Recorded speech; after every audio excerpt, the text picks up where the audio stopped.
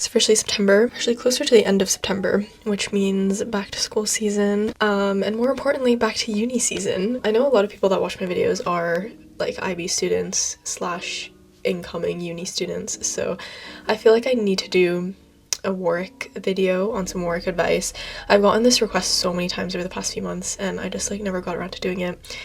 And I feel like now is a good time. I'm going to my final year at Warwick this September, so I want to say somewhat qualified for this. I study EPP, which is economics, psychology, and philosophy, and I'm majoring in economics and psychology. So yeah, pretty much as the title suggests, I'm just going to be going through some of the stuff that I have learned in my 2 years at Warwick, stuff that I wish I'd known as a fresher as well, especially because I think coming into uni, it is very overwhelming. It's a lot and it's a very big change from school, so I am going to be sharing some things that I wish I knew. I have my laptop open on the side as usual, so that's why I'm going to be looking to the side a lot. I think a big fear a lot of people have coming into the university is that they're afraid that being a campus will be really limiting, especially in terms of like having stuff to do. And I talked about this on TikTok before. I would say if you are hesitant about coming to Warwick because you think it's gonna be really boring, then it comes down to the sort of expectations you have. If you are moving here from London or you're moving here from like a big city, then you will find it a big change and you might find it more boring relative to that. But I think that's kind of just an intrinsic part of being a campus university because it's not in London. It's not going to have like a crazy amount of like places to go and things to do. But that being said, I still think being a campus university is actually very beneficial, especially in first year. Seeing as everyone lives on campus or like close to campus in first year, it is sort of like a little bubble, which makes it a lot easier to make friends because you'll be seeing the same people around often. It's very safe as well, like walking around.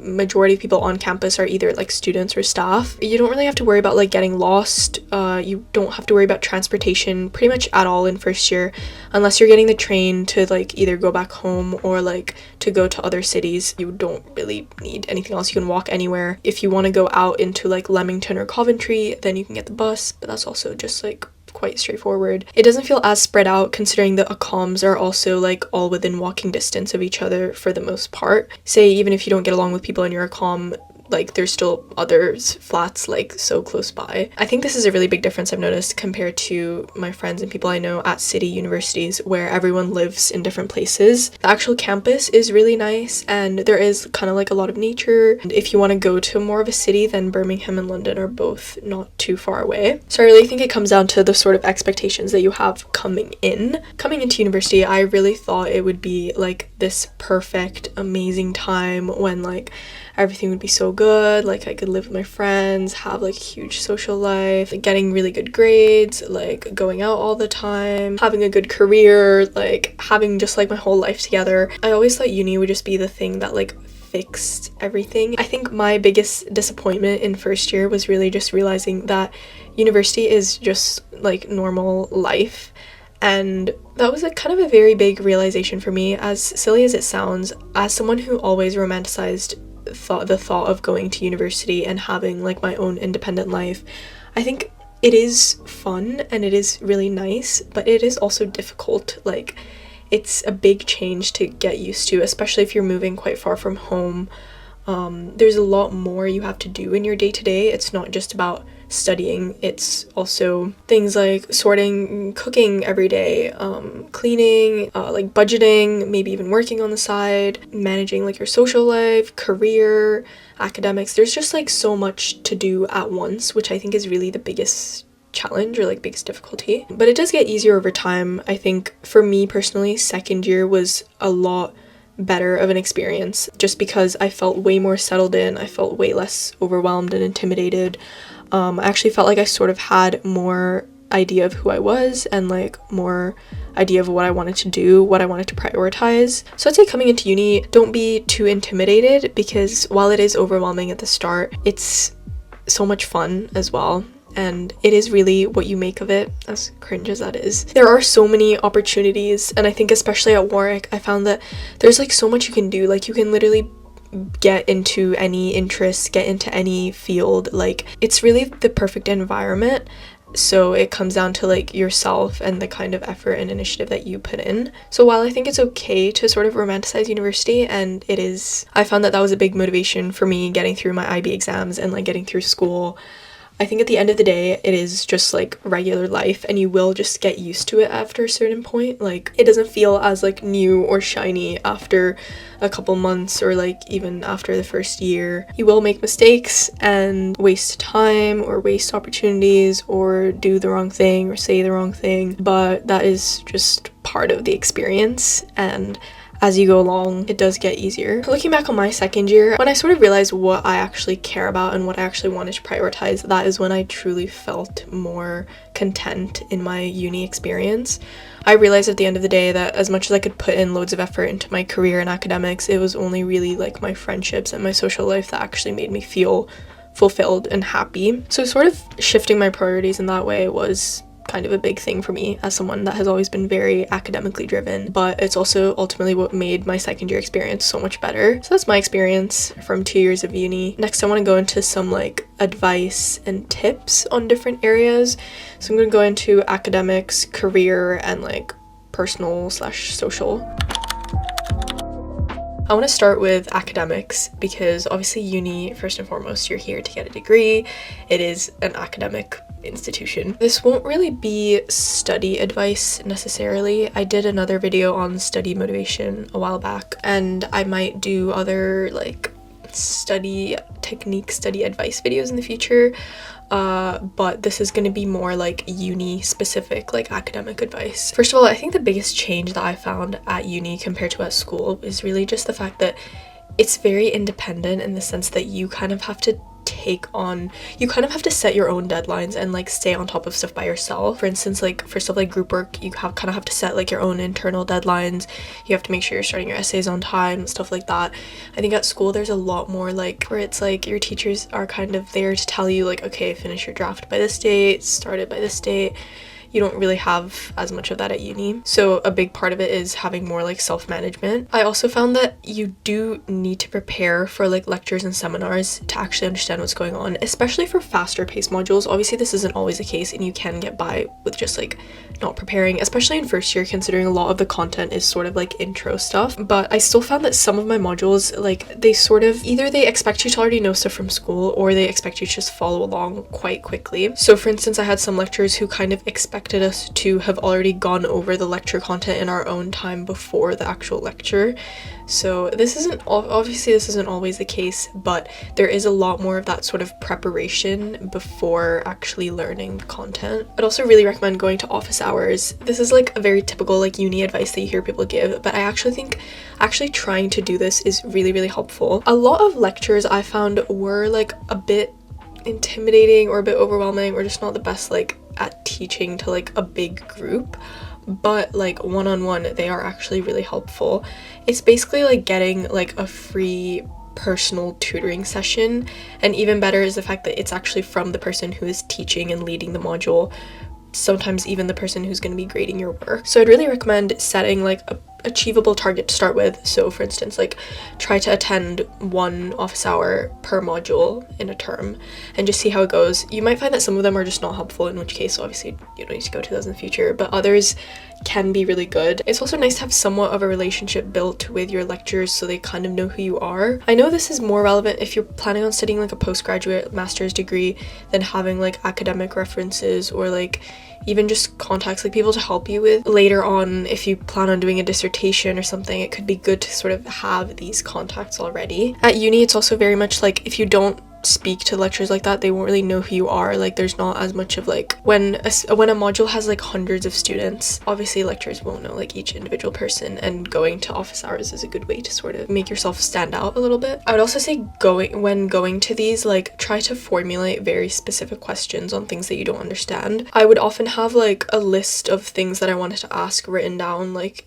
either on Notion with like screenshots of stuff or like even written down in my notebook. and that makes it a lot easier when you're actually there, because sometimes I felt very like, I guess, kind of time pressured as well, because some of them are very busy, so they have very strict like 10-15 minute slots. Having something kind of planned out can help, which can also help make sure you're actually being thorough and getting answers to everything that you want to know. At Warwick, the teaching stuff is really good. Obviously it's a very strong university, and so a lot of the lecturers are very qualified and like really like experts in their field, so really try to make use of that as well. Another study tip that really helps me is time-lapsing your studying. So you might have already heard this or tried it out, but basically like setting up either like your phone or if you have an iPad to literally just record yourself while you're studying. I actually found this so helpful to like keep myself focused. Firstly, because you literally can't go on your phone if you're recording, and secondly, just like having that sort of setup, it makes you feel a little bit more like, it kind of helps you stay a bit more accountable, because I found that like, okay, if I'm recording and then I'm getting distracted by like going on Spotify or like doing other stuff on my laptop, then it's sort of like just feels worse. When it comes to studying, I would say exam season is quite intense at Warwick. I think more than anything, just the sort of environment in which like everyone is studying really hard and like everyone is really grinding, and there's more of that sort of pressure to just do well because everyone around you is. I think it takes a while to figure out how you study best. I think in first year I was still sort of figuring this out, and I didn't really know how to go about it. For a lot of first year, I really hated the library. I would literally never go there. But I only really realized in second year that like, if I really, really want to focus and I really need to get things done, then going to like the silent floor of the library is where I will actually be productive. Of course, it's like fun to study with friends or like in a cafe or something, but I found that that was better for me for like lighter activities, or if I was just doing like some reading, stuff like that.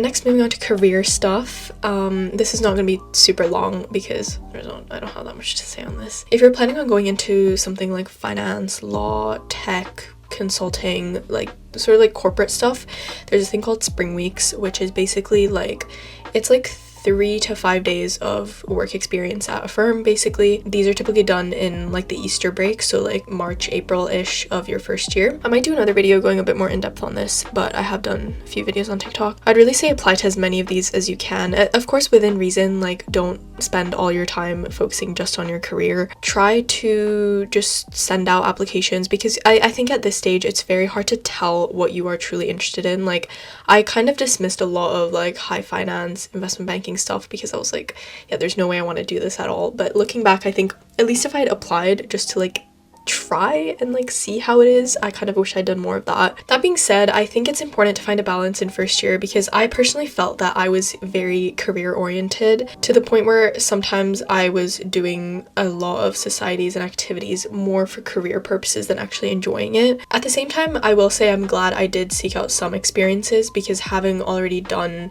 things like competitions or like consulting projects, it did help me a lot when it came to like internship application season. So I think it is a bit about finding a balance. As for some more concrete tips, follow societies and also companies. So like societies on Instagram, companies on LinkedIn. I found a lot of opportunities through the two of these actually. So I even got to go on like an insight day at a firm because it was being hosted by a society who I followed on Instagram. There's loads of stuff that societies do, so like consulting competitions, mentorship schemes, society exec roles, like adding something to your CV. This is such an easy way to stay updated without having to like actually consciously do much. So just like keep an eye out for opportunities even just there. On LinkedIn as well, I would really recommend connecting with older students on your course. If you need any sort of career advice when it comes to a specific firm, I would really recommend reaching out to older students that have previously interned there, or also recent graduates that have like maybe been working there for a couple months or like a year. I think this is such a good way to just start building your network, because especially at Warwick, where a lot of students have done internships and are working at really good companies like after graduating, I think if you have any sort of questions about stuff, that is a really good place to start, and then they can then point you to other directions or to other people.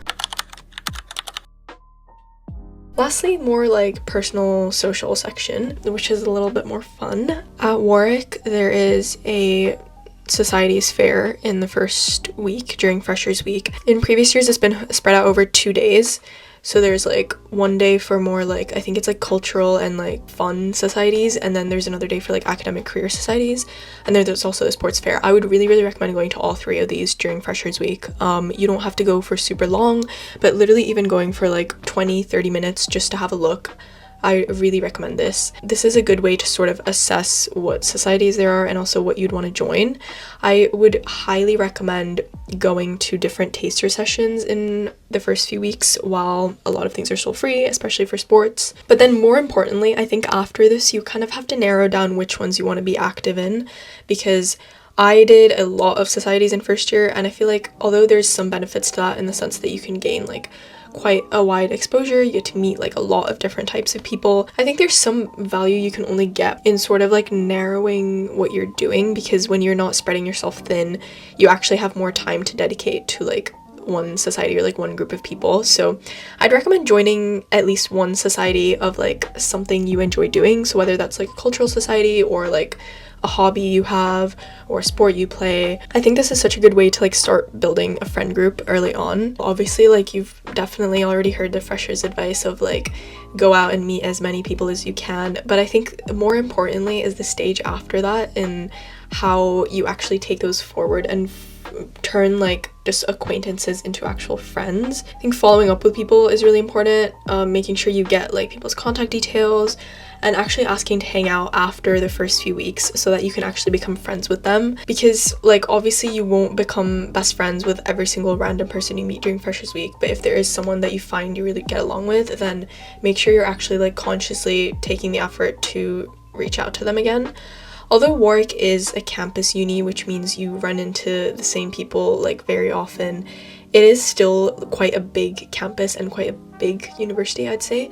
So if you meet someone just once, it's not really guaranteed you'll ever see them again. I think linking to this on friends, try to bond with your flatmates as much as you can. Obviously, you don't need to be like best friends with them, but this is such an easy way to make friends and also quite low effort because your flatmates are kind of just there. Like you don't need to consciously go out and meet them. They are just, you're sharing a kitchen, you'll see them around. There's not that much extra initiative you have to put into actually meeting up with them. I often saw a lot of flats where there would be like 10-15 of them that seemed like they were best friends. A lot of those groups do kind of fall out later on, and so you don't necessarily need to be like best friends with every single flatmate, but even having like a couple people who you can just rely on is a really good way to start making friends. So yeah, that is everything. I now have one more year left of uni and I'm excited. I'm very excited. If you have any questions or anything that I didn't cover in this video, then leave a comment down below. That is all for today. I don't know what I was thinking with this lighting. I felt like it was giving a kind of aesthetic vibe, and it's also very sunny outside,